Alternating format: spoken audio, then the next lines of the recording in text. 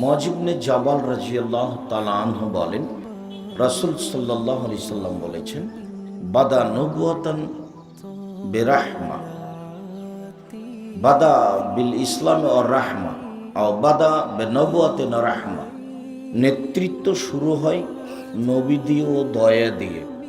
কোন নবীর নেতৃত্ব চলেনি আল্লাহর দয়া ছাড়া। সুম্মা কানা খিলাফা ও রাহমা, তারপর হয় খলিফা দিয়ে ও দয়া দিয়ে। ওমরেরও নেতৃত্ব চলেনি আল্লাহর দয়া ছাড়া। সুম্মা মুলকানা আজুজান, তারপর নেতৃত্ব দিবে এমন ব্যক্তি জোরজার মুল্লুক, তার নীতিগতভাবে হবে না।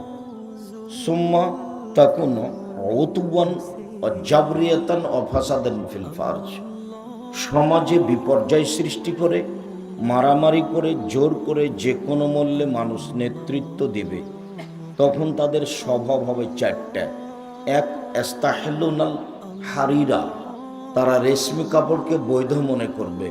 অল ফরুজা, জেনাকে তারা বৈধ মনে করবে।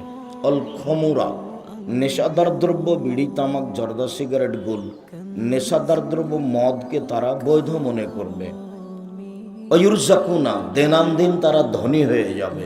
ওয়াইনসারুনা, ধনী হওয়ার জন্য যা কিছু সহজ পথ লাগে সব তাদের সহযোগিতায় পাবে, তারা পাবে, সহযোগিতা করা হবে।